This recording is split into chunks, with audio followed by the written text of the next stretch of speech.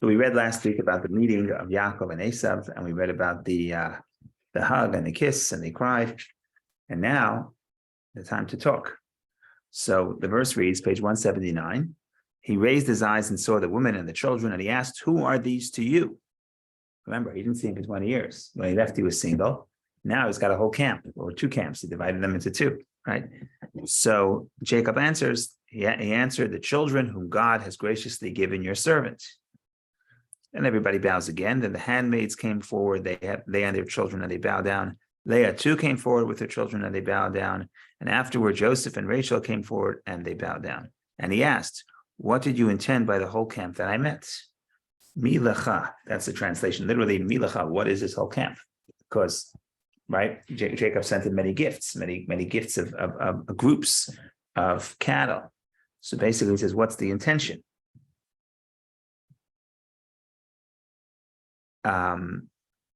Jacob answers, he answered, "To gain favor in my Lord's eyes." Esav said, "I have plenty. My brother, let what you have remain yours." Okay, he says, "I got enough. I don't need your gift." What does Jacob respond? Jacob responds, but Jacob said, "No, I beg of you, if you have now found favor in your eyes, then accept my tribute from me. Inasmuch I have seen your face, which is like seeing the face of the divine being, and you were appeased by me." It's a very strong verse, but whatever the case, please, he says, like seeing you is like seeing the face of the divine.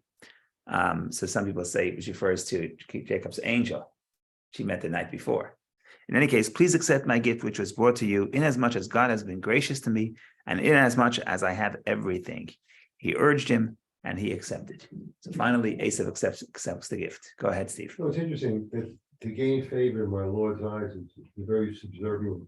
Right. He keeps saying, and he bows, and he keeps saying that. Right. He's still in that mode of not showing any submitting to Esav. And again, he's afraid that Esav he's told the blessings. Jacob is afraid that Esav is upset that he's told the blessings. The blessings primarily there's blessings for physical bounty, but also that your brothers will serve you.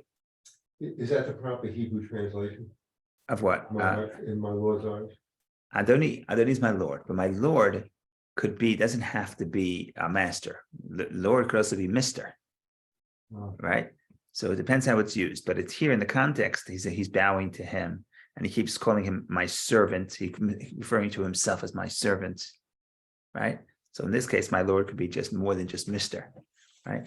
But in any case, some sages are a little bit uncomfortable about this, about how he keeps going, submitting too much to Esav, but he's very afraid of Esav.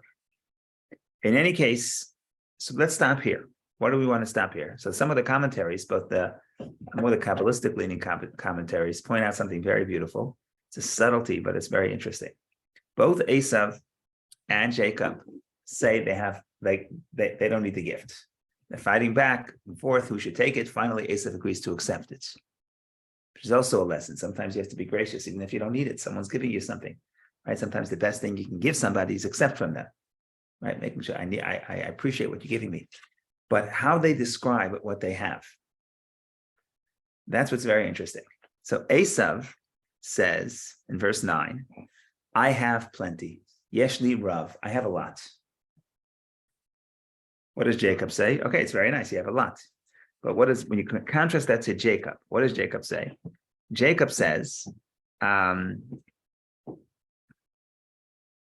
verse 11, "Please accept my gift, which I brought to you, inasmuch as God has been gracious to me, and inasmuch as I have everything."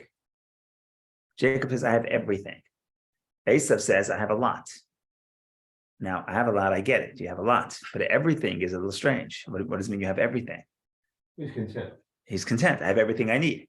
So that's one interpretation, right? So Esav says, "I have a lot," but that doesn't tell you anything about his state of mind. I can have a lot, I can still want more. In fact, the Talmud says that the more you have, the more you want. It says if you have 100, you want 200. If you have 200, you want how much? 400. 400, not 300, right? So the point here is Esav says, "I have a lot," but it doesn't tell you about his contentness. Jacob says, I have everything. I'm happy. I have everything I need. But that's the first layer. Then you get to the mystics. They go a little bit deeper. In the morning, there's 18 blessings that we thank God in the morning for everything we need, for the fact that we can stand and see, etc. One of the blessings we say, Sha'asali kal tzarki, God made for me all of my needs, provided for me all my needs. And the question is, did God provide all my needs? Maybe not, right? Maybe I'm missing something. Maybe I'm missing some money or some health or some wealth. Maybe I'm missing something. How could I get up in the morning and say, God gave me everything I need? Right? He gave me everything I need, provide everything I need, which is basically what Jacob is saying. God gave me everything. So one way to think about it is he gave me everything I need for my purpose. I may be missing something, but if I'm missing it, then I don't need it. Right? How do you determine what you need? So if God only gave me this, that means that's everything I need for what I need to accomplish in this world. So every person could say, God gave me everything, even though they may feel that they don't have everything. But for what I need, I have everything. So that's a deeper level. Layer one is content. Jacob is content. Layer two is he's saying, I have everything I need because if I need it, I would have it, right? If I need this for my mission, God would give it to me. So if I don't have it, that means I don't need it. So I have everything I need. Then you go a little bit more mystical, and they say that this is sort of Hasidic, and they basically say that in every physical object is a spark of God. If you could connect to the godliness of what you have, then you have everything, because God is everything. So when he says I have everything, he means he connects to the spirituality, to the spark of God within everything he has. And then you can truly say, I have everything. Because if you have part of God, you have all of God, right? So if you're looking at the external, then I have a few objects, a few dollars, a few assets. I don't have everything. But if I look at the spark of God within the physical, then you could say I have everything. So that's 3 layers of meaning on the difference between what Jacob says and what Esav says, whereas Esav says, I have a lot, which is just a factual statement, but it doesn't say anything about his state of mind. In fact, it probably tells you he's not satisfied, because he says, I have a lot. Doesn't say, but Jacob says, I have everything. So he's content. He also knows that he has everything he needs for his mission in life. And he knows that if you connect to godliness, you indeed have everything, because God is everything. That's one word. So it's fascinating. Okay, now we have the continuation, which is we made up, everybody's happy. Esav accepts the gift. Question. Go ahead. Isn't it possible to translate loosely Rav as I have a rabbi? Today they translate Rav as a rabbi, but that's because Rav, if I'm not mistaken, is Aramaic. Rabbi is Hebrew for teacher. So if you look at the rabbi, open up the Talmud, and you want to know if a certain rabbi, if he's from Israel or he's from Babylonia. So the secret is, if he's Rabbi Yochanan, he's from Israel. If he's Rav Chizda or Rav Ashi or Rav Papa, then he's from Babylonia. So I don't think Rav. I think today Rav is rabbi, but I think that comes from Aramaic, through Aramaic, and I think that the Hebrew teacher would be Rabbi, but Rabbi my teacher, but Rav would be abundance. Harbe, the root is harbe, abundance. So I have a lot. I'm sorry. Tadaraba. Yeah.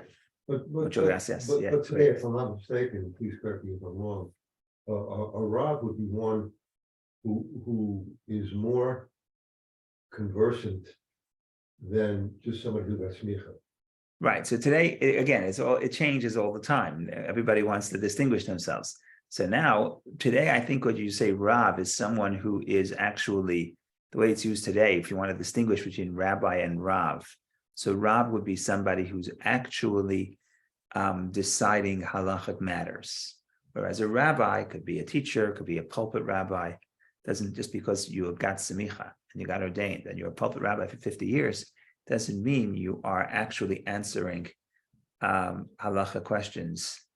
The basic questions you're answering, but that's not your expertise. So that to distinguish between a rabbi and a Rav, so every 10 years it changes. In 10 years, the Ravs are not going to be happy. They're going to call themselves rabbis. There's a funny story. Chabad Chabad, they never gave the idea of giving honor, the titles is totally out of the culture. It's not in the culture. The big Hasidim, big rabbis back in the town of Lubavitch, they called them by the first name, not only by the first name, but by the nickname. It's the way it was. Like the biggest, one of the big Hasidim of Tzemach Tzedek, his name was David Tzvi Chaim. So Tzvi is a deer. So in Yiddish, it's Herschel. So they call him Herschel Chaim. You know, it was in the culture, it wasn't like that. So there's a Chabad rabbi today that he's Chabad he's in Chabad for 5 generations.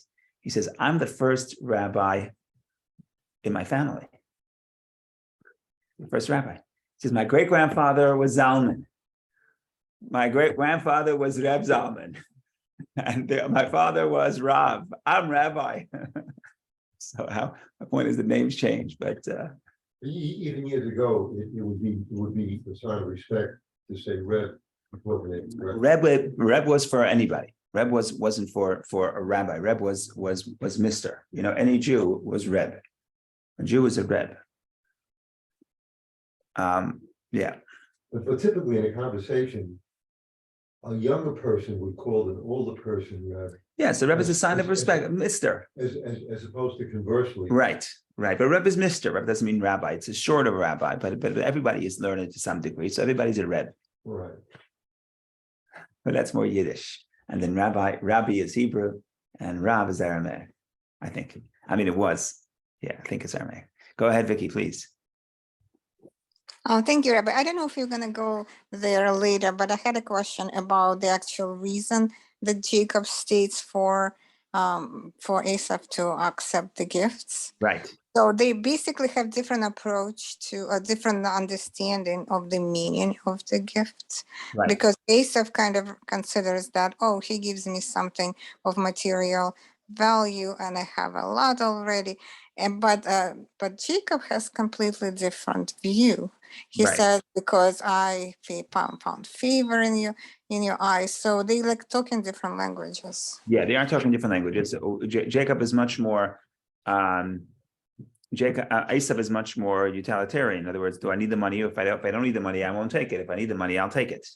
Right? Jacob is talking about something more abstract or more refined, and basically saying, if you accept my gift, that is an honor to me. Right? If you have a prominent person and a prominent person accepts your gift, that is an honor to you. So he's saying to you, I see you, it's like seeing God. So if you accept my gift, he actually uses the term mincha, which is in this week's parsha, yesterday and this week, which we refer to mincha as one of the offerings in the temple, the meal offering.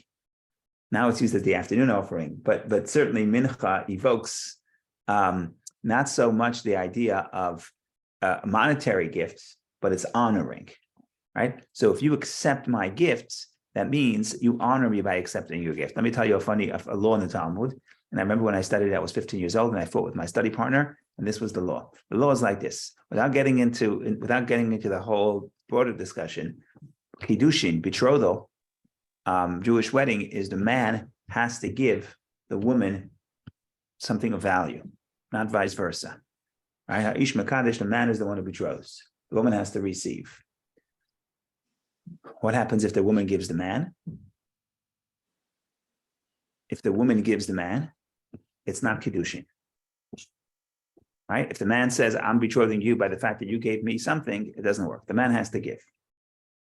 Now, there's a law that goes like this. What happens if the woman is a prominent woman? And the woman, let me see if I'm getting this right. It's been a long time.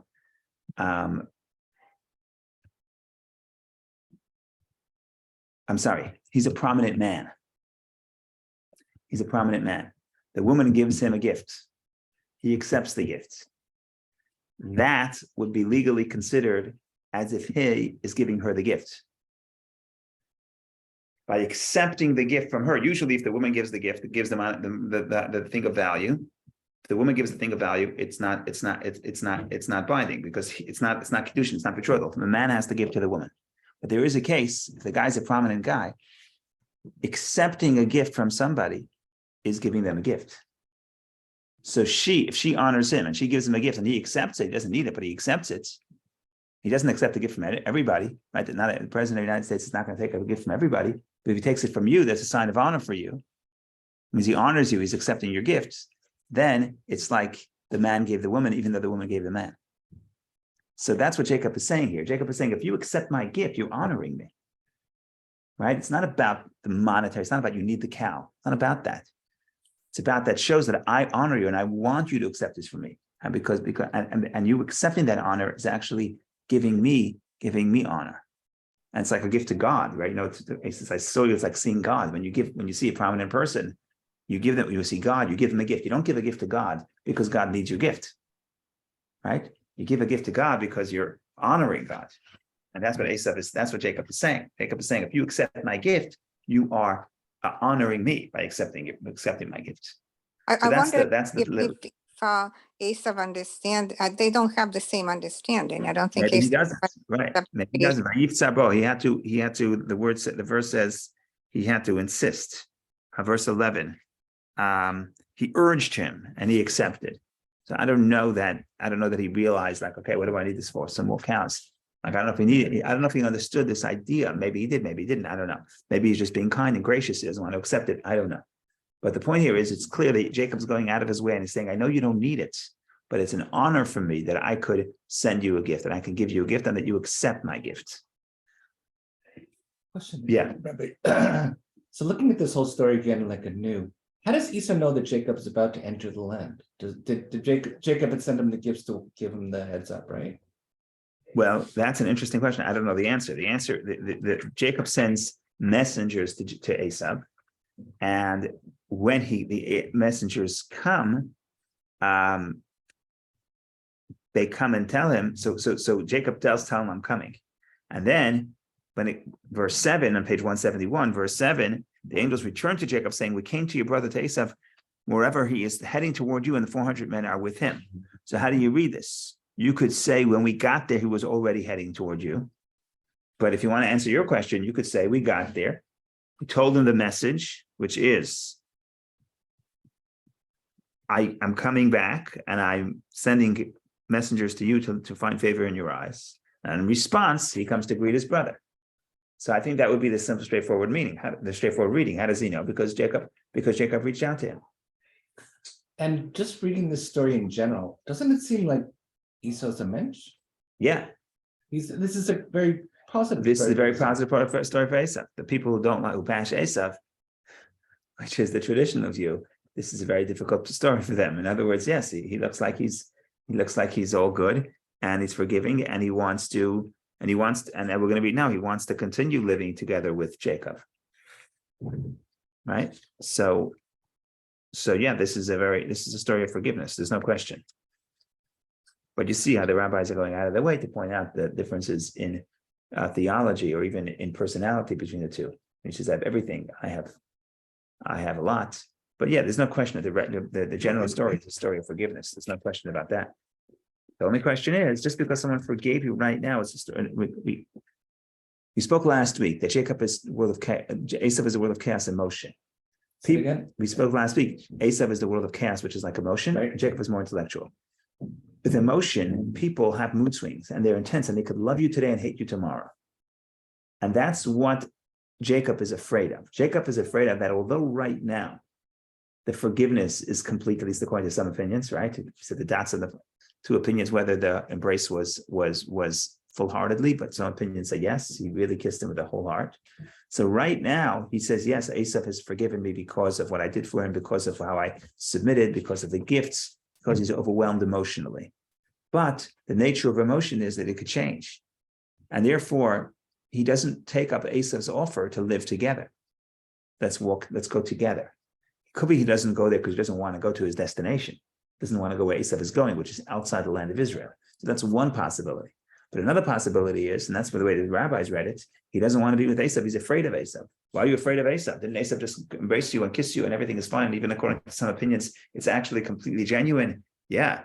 But the question is, with somebody who's emotion-based, the emotion can swing the other way.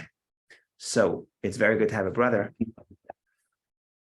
just the next town over, right? That's what he's saying, outside of Israel, right? You don't necessarily separate I love you doesn't mean we want to live in close proximity, right? We look at the example of Abraham and Lot, where he tells Lot, we're brothers. Why should we fight? You go right, I go left, you go left, I go right, which is let's separate because we love each other. And because we reconcile, that doesn't mean we should move in the same house together, because it's not just a recipe for our differences to emerge and our differences to clash. So here, again, you look at this in story, Jacob is being obnoxious. Esau is saying, why didn't you come together with me? We'll read it in a moment. And Jacob doesn't want to do that. He's just not so honest. He says, oh, come, I'm coming soon. But in some sense, Jacob is still afraid that, yes, right now the forgiveness was complete, but that doesn't mean we can live together in the future. We're too different. And therefore there has to be some separation. So what do you think is the sign of forgiveness? Is it the fact that he accepted the gift or the hug, or what? It's a very emotional person. The Torah, there's not so much emotion in the Torah, right? Who gets emotional in the Torah? Joseph. That's it. Joseph, he cries 7 times at least. And then verse 4. Esau ran toward him, embraced him, fell upon his neck, and kissed him. Then they wept. Right? This is a beautiful verse. I didn't tell you it was about Esau or Jacob. Beautiful verse, right? So sweet, and so yeah, it's a nice verse. So he wasn't upset at him at this point. So you could say he totally forgave him. That's what some people want to read. The rabbis are a lot more critical of Esau for various reasons, including because when they say Esau, they don't only mean Esau; they also mean Esau's descendants. So they have the baggage. So they really get a little more critical. Yes, right now you love me and you kiss me, but that doesn't mean that tomorrow we're going to get along. In fact, it could be the best way to get along is to separate.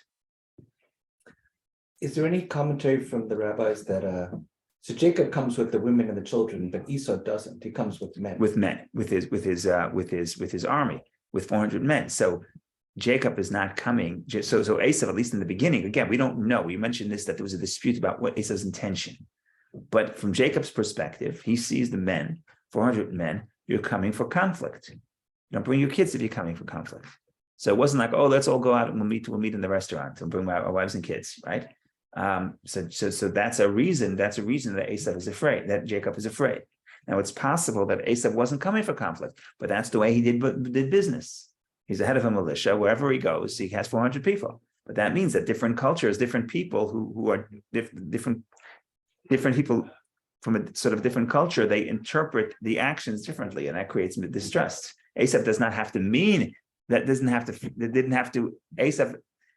Esau didn't necessarily intend to come for confrontation, but the way Jacob interprets it, it must be confrontation.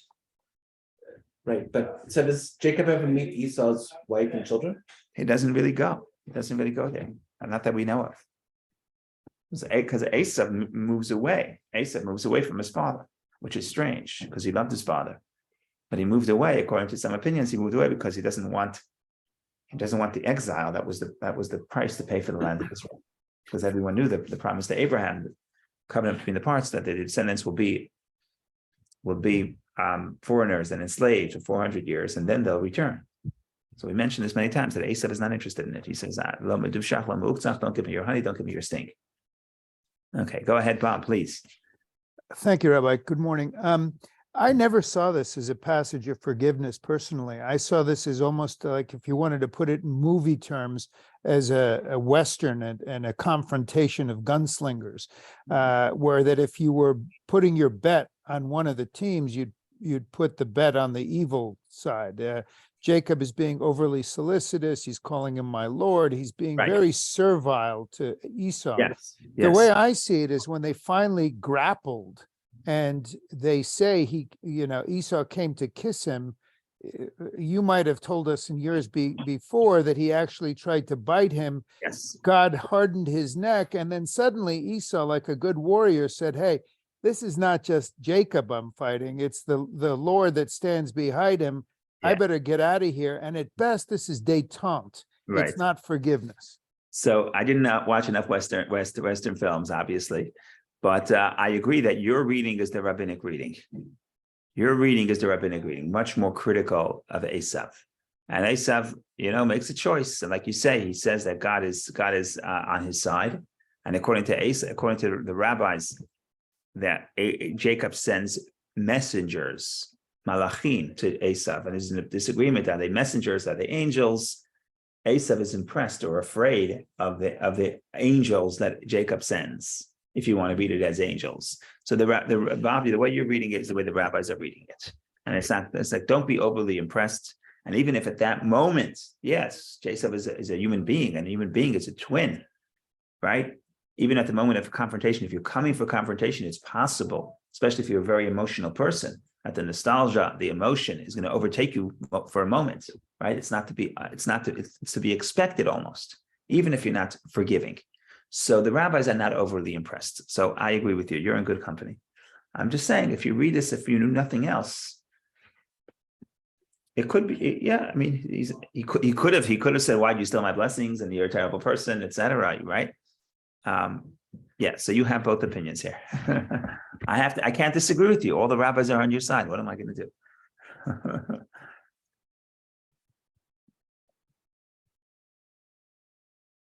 Okay, now they keep going back and forth. Esav says, come with me, and Jacob doesn't want to do it. So I'm reading on 179, verse 12. And he said, Esav says, travel on and let us go. I will proceed alongside you. But he said to him, my Lord knows that the children are tender, and the nursing flocks and cattle are upon me. If they will be driven hard for a single day, then all the flocks will die. It takes me time to get anywhere. I got kids. I have cattle. It's like when, large family, a bunch of kids, you say, we're coming, we're leaving the home in a minute. It's not a minute. You got to put everyone in the car. You got to it's a big deal. So I can't push everyone in one day. You have 400 men. You go much quicker. So let my Lord go ahead of his servant. I will make my way at my slow pace according to the gate of the drove before me and the gate of the children until I come to my Lord to Seir. Then Esav said, let me assign to you some of these people who are with me. He says, I'm coming. You go fast. I'm coming slowly. Eventually I'll get there. So Esav says, okay, so let me send some of my people to protect you. Jacob doesn't want to go. He doesn't want Esav's people. And he said, to what purpose? Let me just have favor in my Lord's eyes. So Esav started back that day on his way towards Seir, but Jacob sojourned to Sukkot, and he built himself a house, and for his livestock he made shelters. He therefore called the name of the place Sukkot. So that's the end of the paragraph. He says I'm coming to Seir, which is south of Israel. Instead, he goes to a place called Sukkot. We don't know what Sukkot is, because it could be Sukkot as a result of the name of the fact that Jacob built a sukkah, built huts for his cattle. But in the next verse, it tells you that Jacob comes to Shechem. Jacob arrived intact at the city of Shechem, which is in the land of Canaan, upon his arriving from Padan Aram. So Jacob is coming from Iraq. He's coming through Jordan. So he's coming from east to west. And when he crossed the Jordan, just like the Jewish people, the commentaries say this, just like the Jewish people, the first city they came to when they crossed over the Jordan into Israel was Shechem. They went to Jericho, but even before they went to Jericho, they had the ceremony of the blessings and the curses out at Mount Gerizim, Mount Ebal, which is right outside of Shechem. So the commentaries say, like Ramban, Nachmanides, and others, who say that the journeys of the patriarchs are a sign for the children. In other words, whatever happens to the patriarchs happens for the children. They also point to this story, that Jacob comes back from the exile, the 20-year exile, and the first place he goes to is Shechem. And that's what's going to happen with Joshua as well. So it's not the first city they conquer, but it's the first place they go to. Then they sort of go back east to Jericho, which is closer to the Jordan. Before that, they go to have that ceremony of re-accepting the Torah. Okay, so what do we say here? We say Jacob is saying, I'm not coming. The Talmud says, Jacob said that was he dishonest? He said, I'm going to come slowly to you. He never intended to come. So first of all, the Talmud says that's a good policy. If you have someone who you're afraid of and they ask you where you're going, extend your path further. Right? If there's a thief on the train, a thug on the train, say, where are you going? Don't say I'm going to Grand. Say I'm going to New Haven. Why? Because they won't harm you right now. They may decide, okay, I'll get you later. That's what the Talmud says. And that's exactly what Jacob did, according to the Talmud, because according to the Talmudic view, Jacob is still very afraid of Esav. The Kabbalistic, so the Talmud also says, but it's not a lie. Jacob will certainly go to Seir. When? The end of days. And I keep saying this, but it's a verse in Ovadia, the prophet Ovadia, which is the Haftarah of the week of Vayishlach, which is the week we're reading. And there he says that there will be Moshiim, people bring salvation from Mount Seir, from Mount Zion, that will go to Mount Seir. And then the final verse is V'haitel Hashem HaMelucha, V'haitel Hashem HaMelucha, kingdom will be to God. In other words, God will reign the world. When people from Zion go to Seir. And the mystics see that as when you have the unity between Yaakov and Esav, physical and the spiritual, the might and the morality. And when you have that union between Jacob and Esav, then that's the end of days. That's when Mashiach comes. So could we just say in our modern times when Israel signs a peace treaty with Jordan, it happens? I wouldn't say Jordan. I would say the bond between Israel and Europe or United States, which is Western culture. Right? Jordan is more But Semitic. Seir is actually physical. Correct, but Seir means the descendants of Esav. Esav now becomes Rome, and a few of the rabbis, Esav becomes Rome. So Western Europe, and then the United States, which is, in other words, the might of the West. When the might and technology and the science of the West is influenced by the morality and the monotheism of Jacob. That's the end of days. That's when Mashiach comes. That's when the world will reach perfection.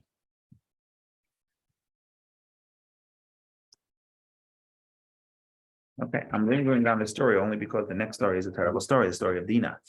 So we need a few minutes. Okay, we'll do it today. Why not? Let me just see if I missed anything important. Well, everything is important.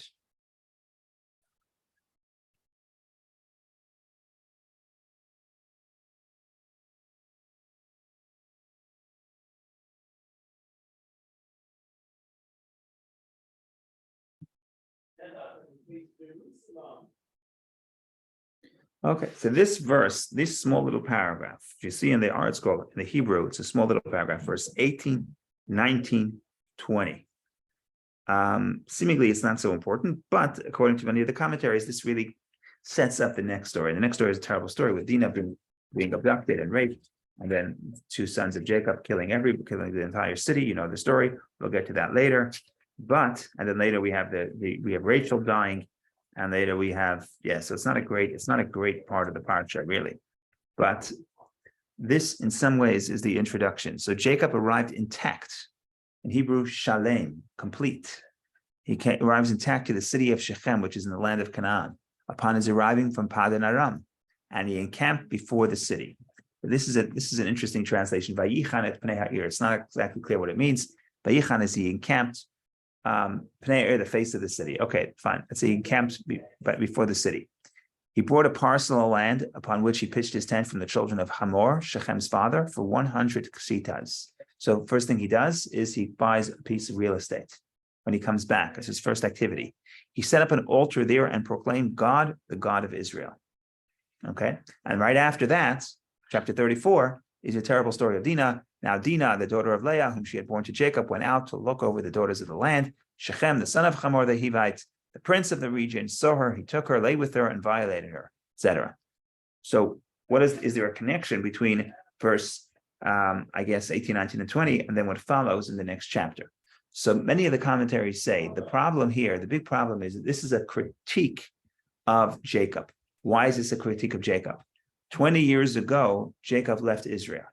And when he left Israel, he came to Beit El, the house of God, and he took a stone, and he said, God, if God will be with me, etc., and bring me back intact, then this stone, which I placed in Matseba as a monument, will be a home for God. So in other words, he has to come back and serve God at that place. He doesn't. Yes, he builds an altar to God, but he doesn't do it in the place he left from. And some people say the fact that Jacob lingered and does not go back to Beit El is the sin. And that's why right after the story of Dinah, if you turn a few pages and you get to verse, right after the story of Dinah, you get to page 186, God said to Jacob, arise, 187, I'm sorry. God said to Jacob, arise, go up to Beit El and dwell there and make an altar there for God who appeared to you when you fled from Esav, your brother. So Jacob does that. Okay, so that's the first thing after that terrible story of Dinah. God says, go to Bethel. So there could be an implication. I mean, some people read that and they say Jacob comes back shalem, right? The verse highlights Jacob arrived intact, complete. He's complete. So he's complete. That's exactly what he prayed for. He says, God will bring me back complete. So now he comes back. Now you go fulfill the promise. He doesn't fulfill the promise. He serves God. He does build an altar, but not in that same place. So that was seen by many as a problem and as a sin and as a result of and as a cause for the fact. No surprise that things go bad at this point because Jacob sort of has the debt to pay and fulfilling the vow, and he did not fulfill the vow yet. Why didn't he fulfill the vow? So he didn't fulfill the vow, according to some people, because he didn't realize that it's so important. The location is so important. God is everywhere, right? So I'll make an altar to God. It has to be in this very specific place. And the answer is yes. God chooses a specific place, and that has significance. But he doesn't realize that, according to some interpretations. So in the biblical Hebrew, does chamor mean donkey? Chamor means donkey. So this guy's name is donkey? This guy's name is donkey. What do we make of that? That's a good question. So chamor could be also matter, materialistic. He's the father of Shechem. Shechem can also mean a portion. Shechem. Later on, Jacob tells Joseph, "I gave you an extra Shechem, an extra portion." Biblical Hebrew Shechem is portion. It's a shoulder, but it's also a portion. And some people say the issue here is that Shechem wants to join the family of Jacob, and that's really what's at stake here. Chamor, you could say it's materialistic, and donkey comes from the same word. So you could say that this is a materialistic society. You could read it that way. Right. Okay, there's a lot to say about the story. The question is how to get into it.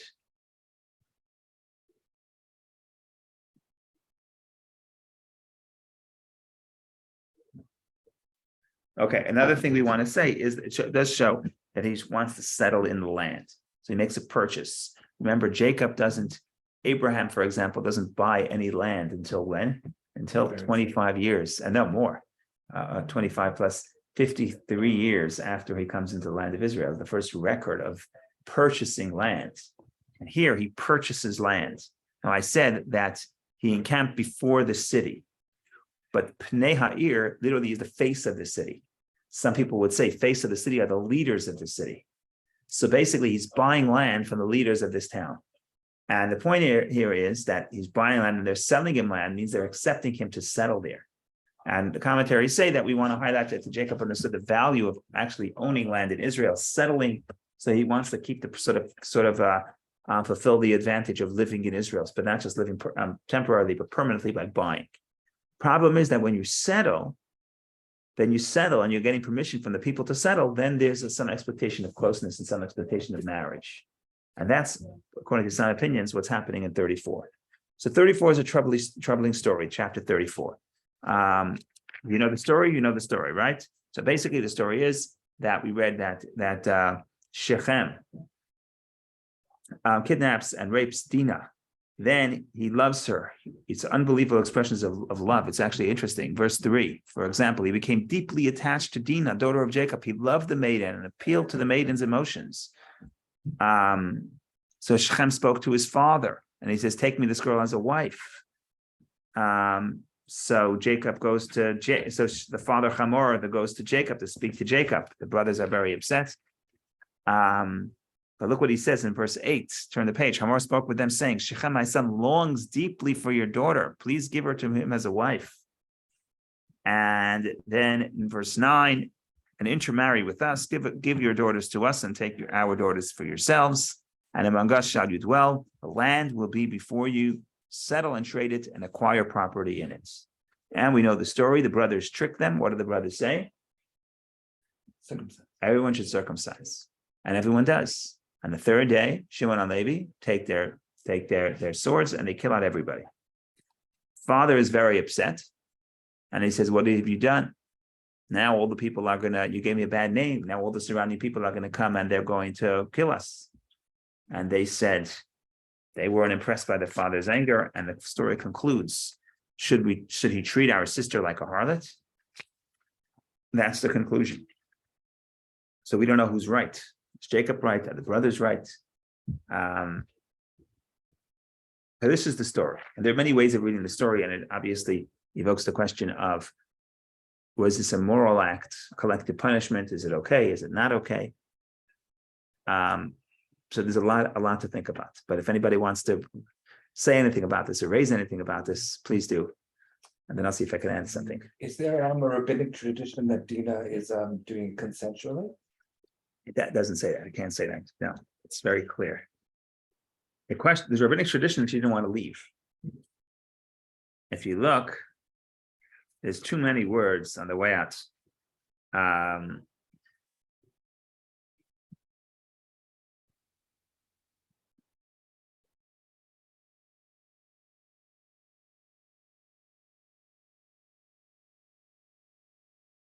Verse 26 on page 185.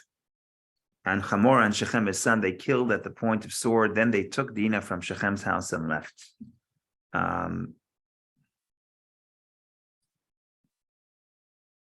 Yeah, it's not written here. Later in Numbers, it says there's a name Shaul, the daughter of the Canaanites. They say that's the daughter of Dinah, who was married to the Canaanites, didn't want to leave. So Shimon promised he would marry her. So this is a problem. The problem is a victim of rape in the ancient world. The problem is who's going to marry her, right? So she perhaps didn't want to leave, and that according to the rabbinic tradition, it's possible that one of her brothers promised to marry her, which is strange. But that's one way. But the story itself, the rape itself, is certainly not consensual. Anita Diamond wrote a book in which it was. Right. Well, you have to sell books. Okay. Right. The old story was already sold, right? You need a new one.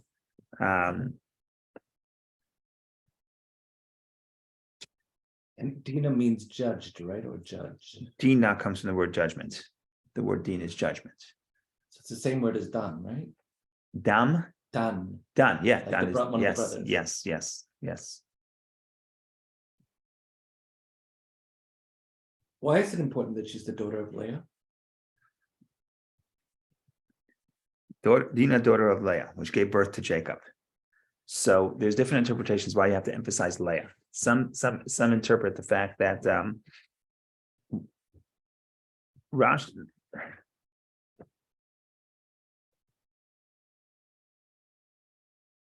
Rashi says something, and it's negative. It sounds negative, but the later commentaries, certainly the Hasidic commentaries, and certainly the Rebbe, they switched this and try to read it in a positive way.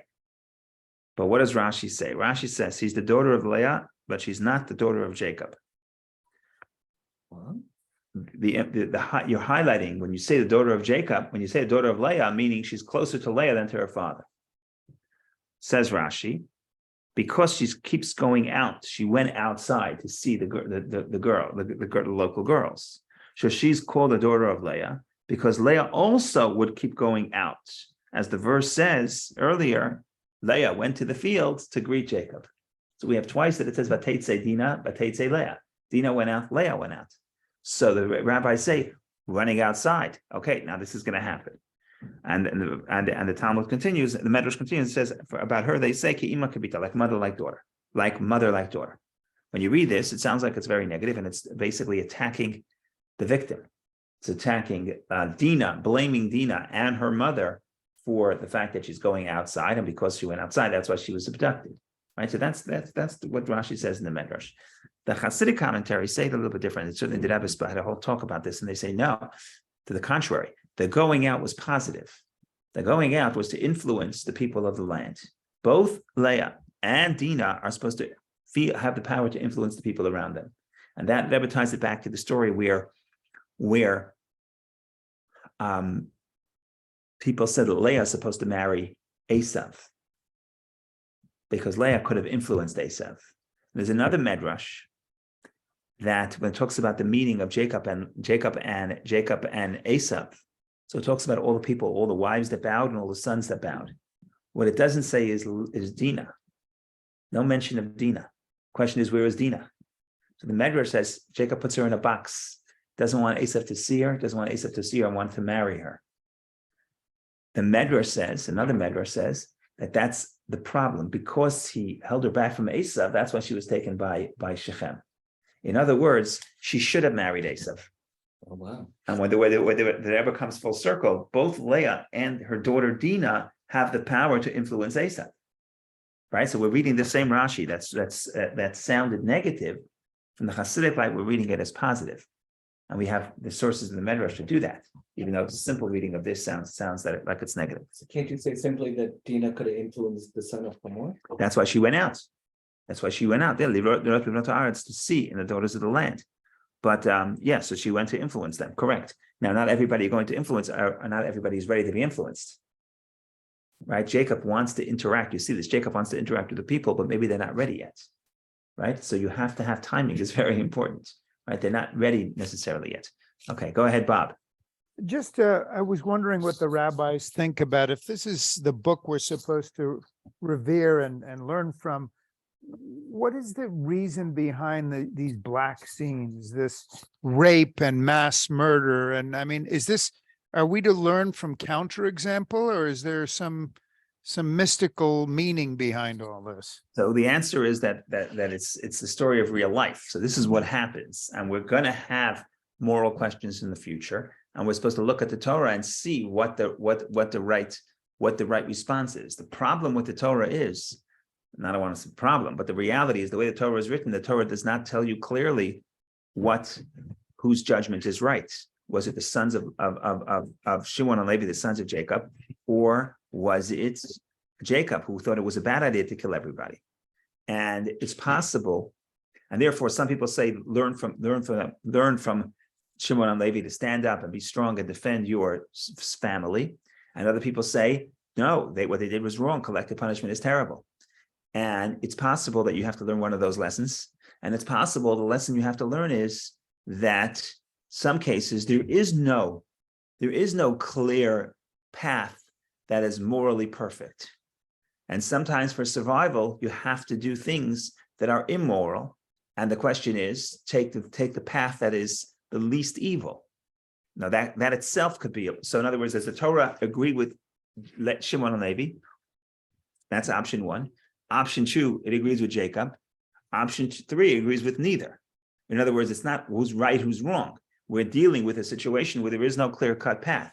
And therefore, you have to make a choice, make a moral choice, make a choice that is morally negative, but you have to try to do the best under those circumstances. Maybe that is the lesson. So I don't know what the lesson is. I'll be very honest with you.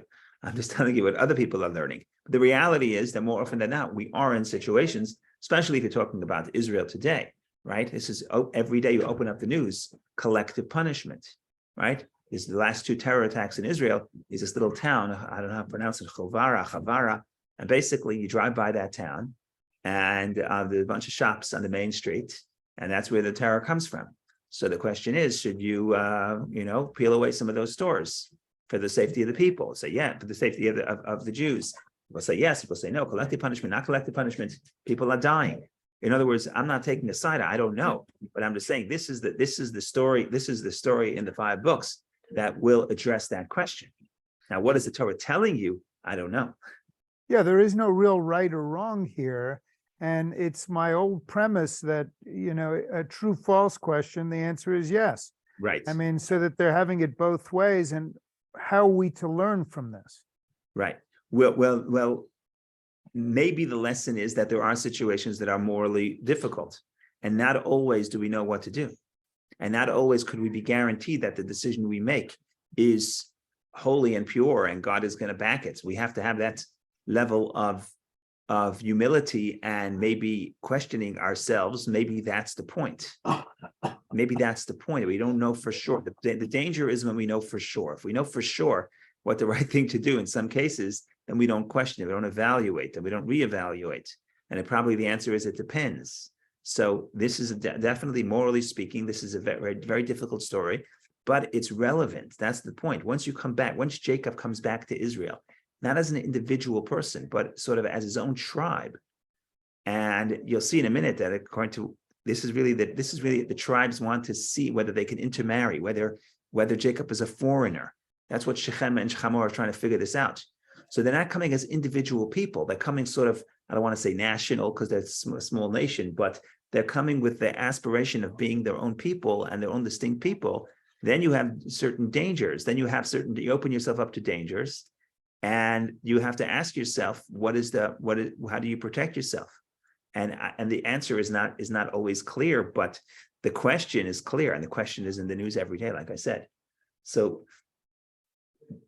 the question is not why is the story in the Torah? It's too. You could ask that for 2,000 years of exile, but not since 1948 or the 19th or the 20th century.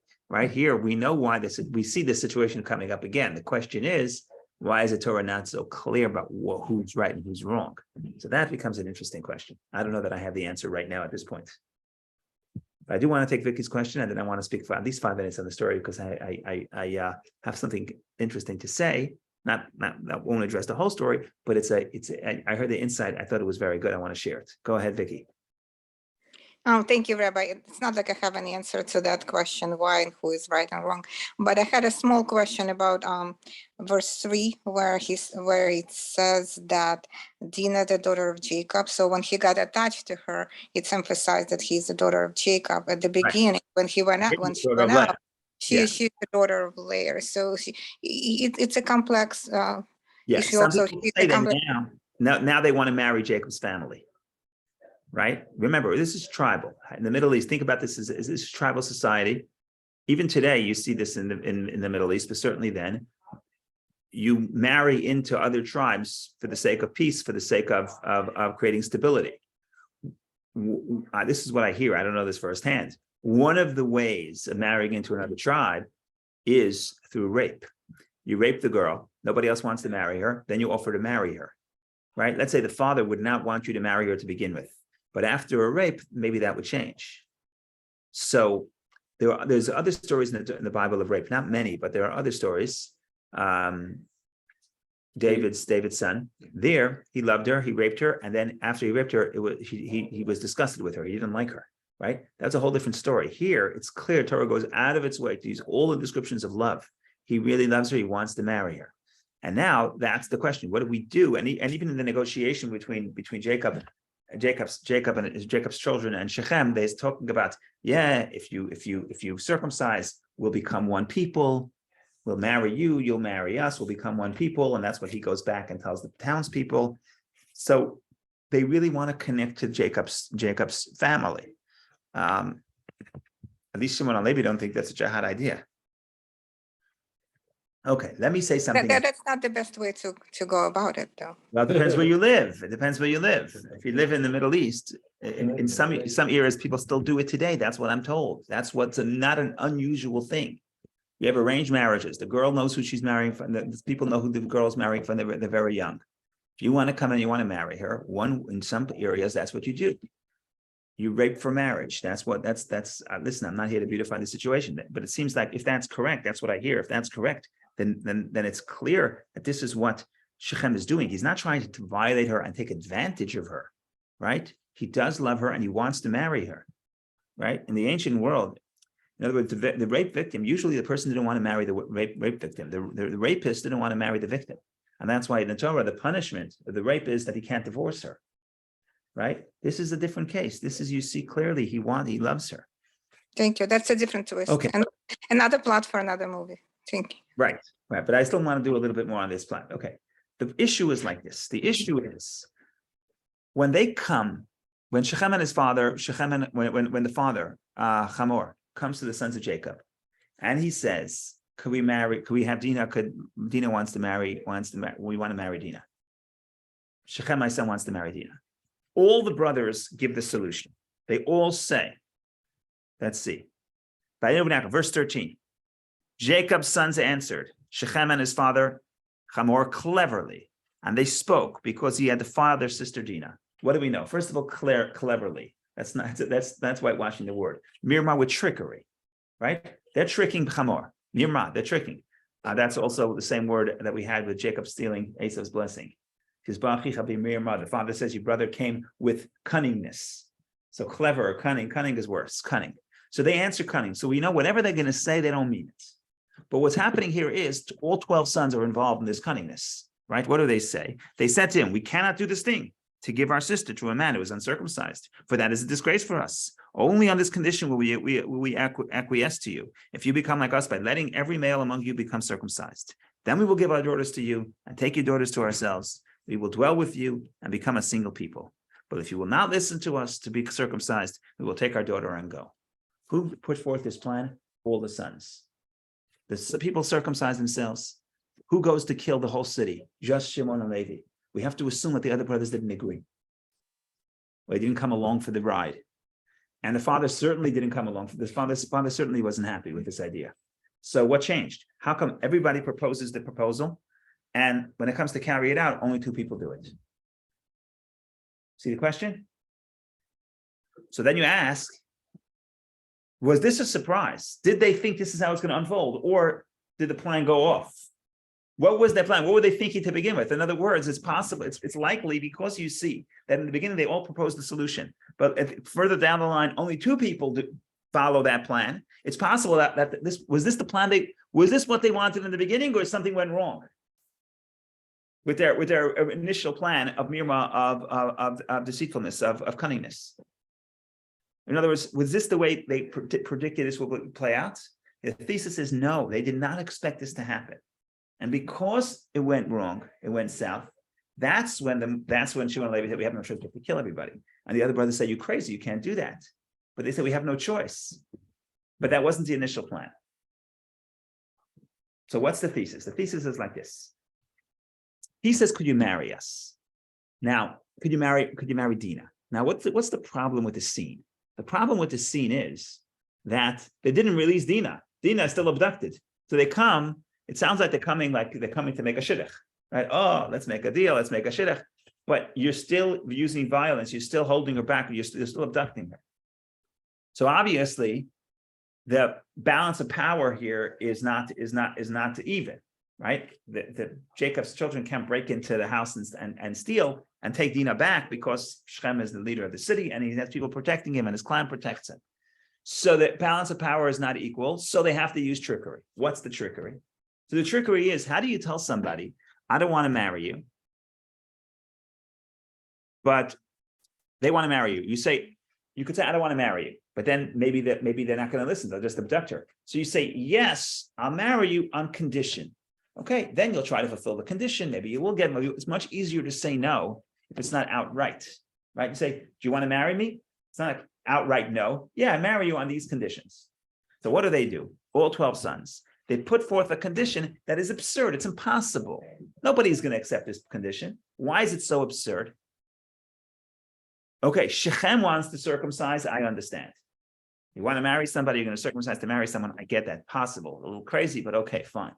But for the entire city to circumcise themselves because Shechem wants to marry this girl, it's insane.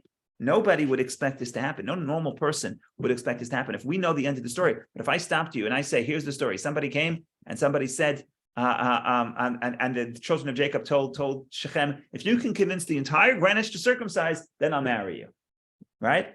Their intention is that this is not going to work. Of course, it's not going to work. Of course, Shechem is going to come back and say, I'm sorry, I can't do it. They say, we tried, give us our daughter back. Yeah, we have nothing against you personally. We'd love to marry you and your tribe, but we can't marry you because there's this cultural gap. If you circumcise, we'll be able to marry you. So that's the plan, a wonderful plan. Everybody's on board. All 12 sons are on board. Okay, what happens now? Everyone goes and circumcises. Now we're in big trouble. Because what are you going to do? You're going to say, oh, we tricked you. Now you have all the people in the town are going to be upset. They circumcised for no reason, right? So now the question is, what do? You can't just go and take Dinah back, because now you have everybody so angry and so upset. So now you have the problem. What are we going to do? If you don't listen to the plan, either you let Dinah stay there, or you're going to have not only Shechem, you're going to have the whole town angry at you. What do you do in that situation? Now there's a break. 2 brothers say, seems like 10 brothers are saying, we made a deal. They lived up to the deal. We can't do anything. We have to let him marry Dinah. And Shimon and Levi say, not happening. That's the final line. When they say, should we treat our sister like a harlot? Under no conditions will we allow this our sister to stay there. So they're going to kill everybody. Why everybody? So some people say, why don't you just go and kill Shechem? and kill Hamor and take your sister? Well, the simple answer is they'll be protected, but especially according to this reading, especially the fact that now you cheated the whole town. The whole town is going to be upset. They circumcised for no reason. So now we're up a creek.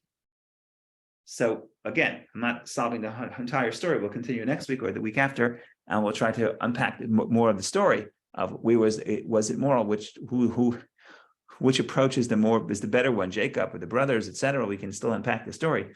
But to me, I thought this was brilliant about the fact that you see clearly, it seems that in the beginning, all the brothers are on board. They're responding together. And then when the way it plays out, there's a divergence between the 12 sons who don't go to kill anybody. By the way, what do they do later? They take all the spoils. Shimon and Levi, who killed, did not take any spoils. So just complicates the story, as we'll get to that later. But the point here is there's a divergence between the 10 and the 2, but in the beginning they all had the same plan. So that's the indication that they had a plan, and they had a perfect plan. The problem is that the plan worked. In other words, the problem was that you cannot expect them to assume that the entire town is going to agree. By the way, a town, city, when you say they killed the whole city doesn't mean 60,000 people, right? A city means any place that there's settled people where there are homes, not just tents and not just Bedouins traveling, right? So it could have been 10 people, it could have been 20 people, it could have been 50 people, but it's not hundreds of people, probably not thousands of people either. And I'm sorry, it's not thousands, probably not hundreds either. Otherwise, how could two little kids kill everybody, right? So you say city could be a bungalow colony. City doesn't have to be. So it's certainly people that are not involved directly, certainly collective punishment, but it's not hundreds of people. Maybe tens of people, maybe. But the bottom line is this. The bottom line is they put up a plan, they put up a condition. The assumption is any rational person would say there's no way that Shechem the city is going to follow. You'll see later how Shechem gets the city to follow. He also tricks them. The way he presents the deal is very different than what Jacob tells him, but that's another story. We'll get to that next time. The bottom line is, unfortunately for the sons of Jacob, they took the deal. Now we're stuck. Now what are you going to do? So the 10 brothers say, we have no choice. What are you going to do? You made a condition. You have to keep your part of the deal. And Tebby. Yeah. So these two say, we're not doing that. Under no circumstance are we gonna let our sister be a harlot, so not as hefker, harlot, but be not protected. So we stand up for our sister. So we have to kill everybody. We'll kill everybody. Not a problem. Go ahead, Bob, please. But I think it also brings to light the fact that this was the first of many times that the 12 brothers did not agree on things. Right. I mean, Right. with Right. Joseph, they didn't Yes. agree. Yeah. In Egypt, they didn't agree. And it also potentially shows the reason and the need for leadership of Moshe. I mean, that when you Yeah. go from being a large family to a nation, you need leadership and united I agree. thought. And the big critique of Jacob is, why is Jacob silent? Jacob is silent. And the first time he hears about it, it says, he was silent until the brothers came. When the brothers came, he doesn't do the talking. He doesn't take any initiative. That could be a problem. And that could be a problem. And people wonder about this. Where is Jacob in the story? Why is he not more active? His only concern is after they went and kill everybody, he's saying, okay, now we're in trouble. So why is Jacob not active? So some people think that Jacob, I hate to say this, I shouldn't say it. Some people say that Jacob is more concerned, not more concerned. He sees himself as the heir of Abraham, and he wants to influence the people, and he wants relations with the people. In other words, the people of the land. And he feels like he's supposed to influence the people that he's in, especially he's settled there. He bought land, he bought real estate. He has to be, he feels like he has to be in a position of influencing them. And sometimes when you have sort of this spiritual mission, it came at the expense of protecting his own family. Some people read that as a critique of Jacob, because Jacob is clearly not active in the story. And Bob, you pointed that out. You say maybe you need leadership, otherwise the brothers splinter, right? So, but there's clearly a lack of leadership on Jacob's side.